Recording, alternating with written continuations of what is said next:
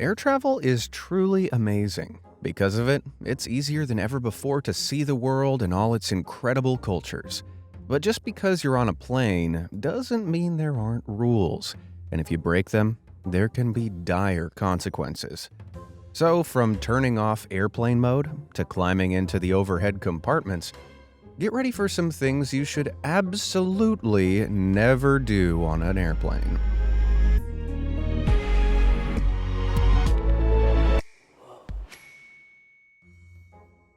Spoil shorts.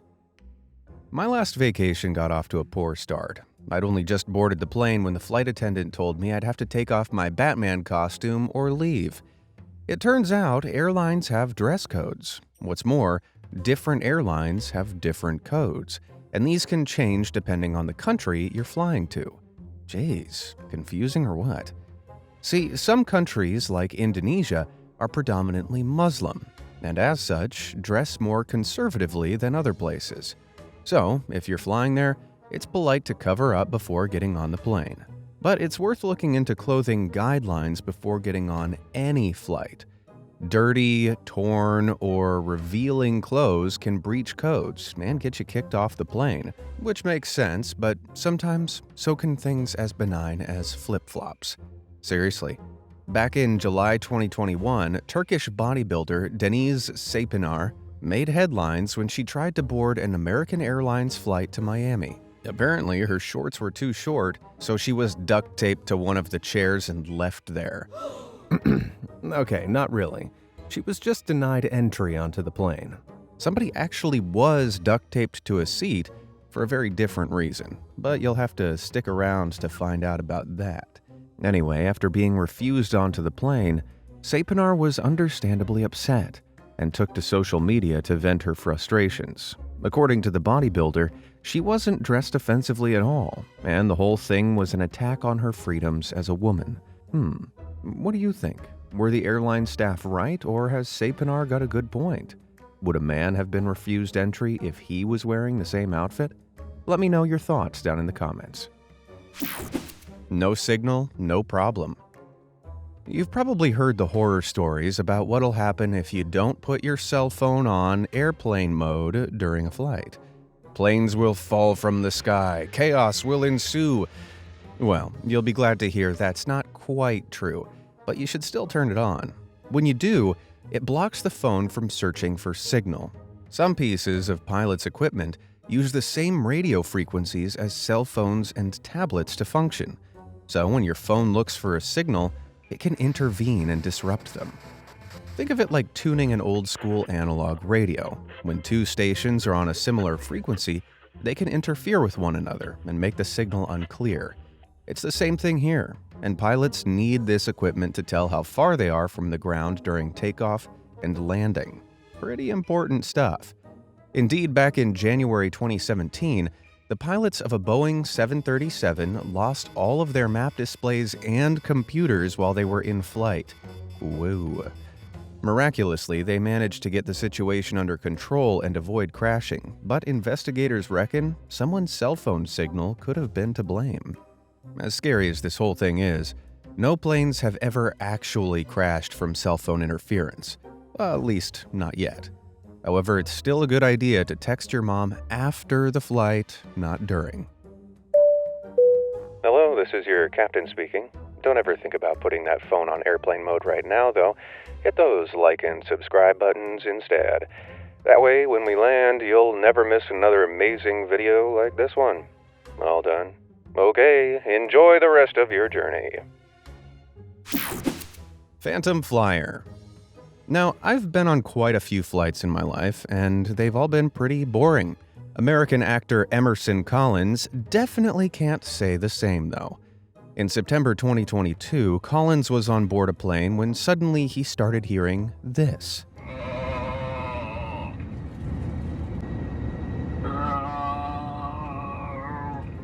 And it didn't stop there. The strange guttural noises carried on for seemingly ages, and at one point a flight attendant had to announce an apology. Ladies and gentlemen, we realize there is an extremely irritating sound coming over the public announcements. The flight deck is trying to troubleshoot, trying to turn it off, so please be patient with us. So, what the heck is going on? Well, this wasn't the work of some high-flying ghost. Somebody had apparently hacked into the plane's PA system and was pranking everyone on board. How they did this? Well, nobody's sure. But the weird noises went on for the entire flight. If you got caught doing this, I'm sure you could experience some serious legal repercussions. But as far as I'm aware, nobody did get caught, and the mystery remains unsolved to this day. So the main consequence was just annoying the hell out of the captain and cabin crew. Hey, I'm not complaining, I just got a new ringtone. Filthy flights. I think we can all agree that littering is bad. But people who leave their litter festering on planes, well, they're the worst. Flight attendants are often only paid for their time in the air, so if there's any trash left on the plane after landing, they have the disgusting task of cleaning it without even getting any money. And I really do mean disgusting. As well as old food, one attendant reported finding, brace yourself, countless dirty diapers and soiled underwear stuffed into the seat pockets. Oh man, diapers are bad enough, but actual adults' underwear? Come on. And it gets even worse. Other attendants have found used catheters, toilet paper, and even bottles of pee. How did they even... Actually, I don't want to know. Just please, for the sanity of the poor people charged with cleaning up this mess, don't leave trash on planes. And never ever put your food in the seat pockets. You have no idea what horrors have been in there before. Peculiar passengers. Now don't get me wrong, I love pets, but I wouldn't want to take one on the plane with me. Even so, some airlines allow all sorts of animals on board, as long as they're well behaved. Others only allow service animals like guide dogs, but to get around this, people began bringing their non-service pets on board and claiming they were service animals so that the critters could travel for free. We're talking guide horses, peacocks, and even pigs. And these so-called service animals would often run amok, pooping everywhere, being noisy, and generally causing chaos. Jeez. Because of this, a new law was passed banning all service animals other than dogs from flying. But some people argue this is unfair on those who genuinely rely on them. Regardless, there are far worse things you can bring onto a plane than a peacock. Yep. Back in 2012, a man caught a wild Egyptian cobra and shoved it in his hand luggage to bring back to his reptile shop in Kuwait. Somehow, he managed to get it onto the plane, but once he was seated, controlling the restless reptile proved difficult. Egyptian cobras are very aggressive and super venomous, and after a short struggle, it bit him and escaped into the cabin. It was pandemonium. From what I can tell, the man survived, despite his stupidity, but in the ensuing panic, the plane had to make an emergency landing so the snake could be dealt with. And there I was thinking snakes on a plane was silly. A few years later in 2016, something arguably even more terrifying happened. One passenger on a flight to Montreal was relaxing on her iPad when she suddenly felt a tickle on her leg. Looking down, she realized with a pang it was a great big tarantula. She smacked it away from her, but it wasn't the only one. Somebody had brought 2 of the spiders on board to bring home as pets. So the whole rest of the flight, passengers were forced to stand in their seats to avoid the creepy crawlies. Ugh. Am I the only one getting itchy? The Forbidden Orders. I don't know about you, but every time I'm on a plane, it takes about 5 minutes for my mouth to feel as dry as the Sahara Desert. But when that all-important refreshment trolley comes round, think twice before you make your order. More specifically, don't choose tea or coffee. Water tanks on planes are often old and full of bacteria, and tea, coffee, and even ice probably utilize them, meaning your tea could come with a side of illness. Gross. Sticking to bottled drinks is much less risky, despite the extortionate prices. If you're old enough to drink alcohol, though, there's even more to watch out for. When you're 12,000 feet high in the air, there's far less oxygen than there is on the ground. The pressurized cabin ensures you can breathe, but you're still more likely to feel lightheaded and nauseous. If you combine that with a good slosh of booze, it can get out of hand fast. In June 2021, a passenger got so drunk, he tried to bite a member of the cabin crew and had to be locked inside the airplane washroom. What? I mean, I get a little peckish after a few beers, but a kebab usually does the trick. Regardless, the man was sentenced to 20 months in jail for both the assault and his intoxicated state. Because even if he hadn't bit anyone, he still would have been breaking the law. It's a criminal offense to be drunk on a plane, and after that story, I can definitely see why. Batteries. How would you react if I told you your phone could erupt into flames anytime you take it on a plane with you? At least if it has a lithium battery, and it probably does. Lithium batteries are inside all sorts of everyday devices, including phones, laptops, and cameras. If you bring any of these on board with you, airlines will highly encourage you and sometimes require you to keep them in your hand luggage, not in your main luggage. Well, okay, but why? Well, lithium batteries are extremely sensitive to high temperatures, as well as being incredibly flammable. Not a great combo. They're highly unlikely to randomly combust, but malfunctions do sometimes happen. And because planes have drier air than the outside atmosphere, if anything does catch fire, it'll spread much faster. Now, if a fire takes hold in the cabin, it's bad. Unless you put it out fast, smoke could rapidly fill the enclosed space, whilst the fire itself damages the aircraft and potentially burns the passengers. But at least the crew have a chance to deal with it before it gets out of hand. Back in 2018, a power pack overheated and caught fire in the overhead compartment on one flight to Shanghai. Because it was in someone's hand luggage, staff quickly threw water on it and put it out. If that same fire had happened in the hold, though, well, nobody could have reached it, and it would have got a whole lot worse. So yeah, don't put your phone in your main luggage unless it's safely turned off. The only fire that should be allowed on a flight is my rap mixtape. Word. Flying flu. My grandma always used to tell me, "A bit of dirt will do you good, young man." And maybe she was right, to a degree. But I don't think that saying applies to airplanes. Plane cabins are compact, enclosed spaces with loads of people crammed into them and a limited supply of air in circulation. Air that everybody is breathing in and out and passing to one another.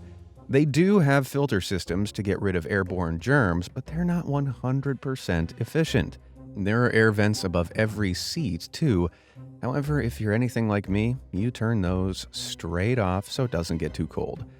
Well, you shouldn't. By leaving the vent open, fresh air is channeled in from outside, increasing airflow, pushing bacteria out of your vicinity. Kind of like a little force field. So if you get cold, trust me, instead of closing the vent, just slip on a sweater. Vents open, force field up, Mr. Sulu.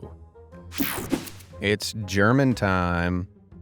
Alright, so we know flight attendants have found some truly gross things on board planes. And we also know that germs can run rampant within the enclosed space of the cabin. With that in mind, would you take your socks off and walk around barefoot? I mean, the floors have probably seen vomit, poop, and all sorts of unmentionable goo. You'd have to be crazy, right? Well, apparently some people are that crazy. And even worse, they shove their dirty feet in other people's faces. Ugh. I can't think of anything grosser than turning around and seeing these toad monstrosities poking through beside me. Like, seriously? Doing that isn't just nasty, it's also super unhygienic. Not that barefoot warriors are the only germ spreaders you might encounter. Oh, no. One unfortunate vacationer found themselves sat behind this. Why is all I want to know. I'd be tempted to give that hair a hard tug if it didn't look so dirty. Though it's probably still cleaner than the in-flight blankets airlines sometimes provide. Apparently, there's rarely enough time to clean all of them between flights, so they're often reused. Yuck. No matter how much hand sanitizer you lather on, if you've got a snotty, drool-covered blanket draped over you, you're still gonna have a butt ton of germs to deal with. And if staff don't have time to clean the blankets, do you think they had time to clean the windows? Well, I sure don't.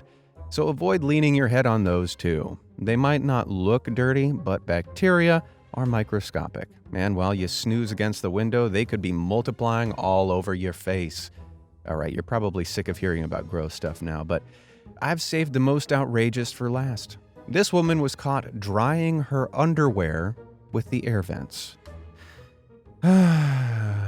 Faith in humanity officially lost.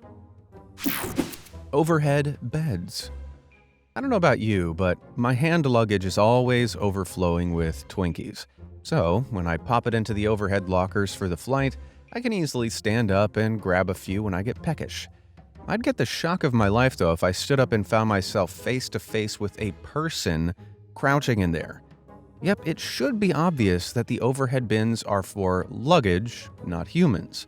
Surprisingly, however, many people still try to clamber into them. Even more surprisingly, it's flight attendants that are the biggest culprits. Sometimes they do it as some kind of newbie initiation ceremony. Other times, just for the gram, which is weird but relatively harmless. On one Southwest Airlines flight back in 2019, an attendant even sat in an overhead locker and greeted passengers as they boarded. Sometimes, however, it's not so harmless. In 2011, a Virgin Blue employee was fired after he picked up a passenger's toddler and put them in one of the overhead lockers. Yep, you heard that right. Apparently, the attendant was just joining in with the family's game of hide and seek, but the mother and father of the child definitely didn't see it that way. So, yeah. I never thought I'd have to say this, but don't ever put kids in baggage compartments, all right? Cool. Under pressure. So you've been at the airport for hours, queuing, checking, and going through customs, and you're exhausted. When you finally get on the plane, all you want to do is go to sleep, right? I know I do. But hold up, you don't really want to do that, at least not straight away. You see, when a plane takes off, the air pressure inside the cabin changes rapidly. This makes the pressure outside your ears different to the pressure inside and creates a vacuum, preventing your eardrums from vibrating normally. If you've ever experienced it, you'll know that uncomfortable blocked sensation. The good news is you can easily fix it by yawning or swallowing. These actions open the eustachian tube in your ears, which is the thing that regulates pressure, allowing air in and easing the pressure. Simple. If you're asleep, however, you can't do this. And if you leave the pressure to build and build, it can get really bad really fast. I'm talking dizziness, nosebleeds, and even permanent hearing loss. Yikes. So, yeah. Try to keep those tired eyes open until the plane is safely in the sky, then you can sleep as much as you want. Just make sure you wake up in time for the landing, because air pressure shifts again when you descend. Jeez. Contact chaos. What's drier than eating a cracker in the desert? Clue. The answer's not my incredible sense of humor. It's actually an aircraft cabin. Because there are so many people in a commercial plane, fresh air needs to be pumped in or all the passengers would run out of oxygen and suffocate. But when you're 30,000 feet high, there's hardly any moisture in the atmosphere, so any air that's brought in is super dry. This isn't just uncomfortable, it could be legitimately dangerous, at least if you wear contact lenses. You see, the dry air dehydrates your eyes, which in most cases just makes them feel uncomfortable. But it can also cause the lenses to tighten around them and rip microscopic tears into your cornea, that is, the eye's outer layer. Ouch. So, if you need to wear your contacts on board, make sure you bring eye drops to relieve any dryness. And never sleep with them in. You could wake up feeling like someone's plunged hot coals into your eye sockets. Though with some of the in-flight movies they choose to show, maybe that wouldn't be such a bad alternative. Standing novation. I can't stand people who clap when the plane lands. Do they also clap when their food arrives at a restaurant? Or when the mail turns up? I don't think so. Still, I prefer clapping over a load of people jumping out of their seats. The seatbelt light isn't just there to look pretty, When it's on, don't stand up. If you're mid-flight, pilots probably activated it because they reckon you're about to hit some turbulence. You know, that pant-wettingly scary thing when it feels like the plane's about to crash. It's not, it's just colliding with air currents. But if you're standing up, you could get thrown to the floor. Even when you're not going through turbulence and it feels like you're hardly moving at all, you could actually be racing forward at nearly 600 miles per hour. So if the pilot has to use the brakes for any reason, well, you guessed it, you'd be sent flying. Just don't do it. And please, don't clap when you land either. I will steal your complimentary in-flight peanuts. Plain potato. Plane journeys can be long and deadly boring. So it's tempting to sleep for the whole ride, or maybe watch the entire Lord of the Rings trilogy. But neither of those are great ideas. If you stay seated for hours on end without any kind of movement, you could get yourself in big trouble. That's because sitting still for long periods of time can disrupt the blood flow in your body, slowing it down and sometimes blocking it entirely. You've probably had pins and needles before. Well, it's kind of like that, except it can get a lot worse. If you don't move around, blood cells might clump together and cause clots in your legs, leading to painful swelling. This is called deep vein thrombosis and can be excruciating. In the worst cases, you might even get a clot in your lungs, which is really bad news and could be life-threatening. And you only need to be motionless for 4 measly hours to be at risk. So next time you fly, remember to get up and have a little wiggle every now and then. Just not when the seatbelt sign's on, all right? Bad taste. As an all-knowledgeable expert comedian, I know exactly how to get a laugh. Absolute classic. I'm a comedy genius. Some people aren't so innately hilarious, though, and choose to joke about stuff like terrorism and bombings. Seriously. As well as being in terrible taste, jokes about any kind of violence can carry serious consequences if you're at an airport or on the plane itself. Even if they're sure you're joking, airport staff must take any possible threat of terrorism seriously, and sports stars aren't exempt from this rule either. Back in April 2018, then Green Bay Packers receiver Trevor Davis was checking in for a flight at Los Angeles International Airport when a member of staff asked him if he'd got any contraband. Davis jokingly said yes, and then asked his friend if he'd packed the explosives. Well, safe to say the joke didn't go down well. He was arrested on the spot and charged with making a false bomb threat. The charges were eventually dropped, but the tale still serves as a warning. Stick to making fart jokes. Flight attendants love those, trust me. I'ma head out.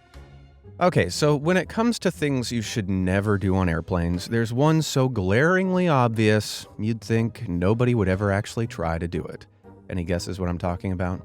If you said opening the plane door while it's in the air, hey, you're correct. But believe it or not, someone did try to do just that as recently as July 2021. Yep. Whilst on an American Airlines jet to North Carolina, a woman suddenly got out of her seat and started attacking the flight attendants before running to the plane's front door and desperately trying to tug it open. Luckily, members of the cabin crew leapt onto her and managed to get her off before anything drastic happened. But worried she'd do it again, they decided to duct tape her to her seat for the rest of the flight. Jeez. It turns out the woman was having some kind of mental breakdown, which is actually pretty sad. But damn, being on that plane would have been one of the most terrifying things ever. In reality, even if the woman had overpowered the flight attendants, the plane would have been safe. Despite what you may have seen in Hollywood, it's impossible for someone to open a plane door while it's flying. A plane's interior is pressurized, meaning at high altitudes, there's about 1,100 pounds of pressure pushing against each square foot of the door. And because they open inwards, you'd have to overcome this immense pressure to get the door open. Something no human being is strong enough to do. So that's nice to know, I guess. As you saw though, just because it's impossible doesn't mean you'll get away with trying to do it. As well as potentially getting duct taped to a chair, you could also face serious legal action on landing. Sounds like a pretty sticky situation. And on that incredibly funny pun, our flight's at its end. Which of those shocked you the most? And do you have any crazy airplane stories to share? Well, we've just landed in the comments section, so let me know down below. And thanks for watching.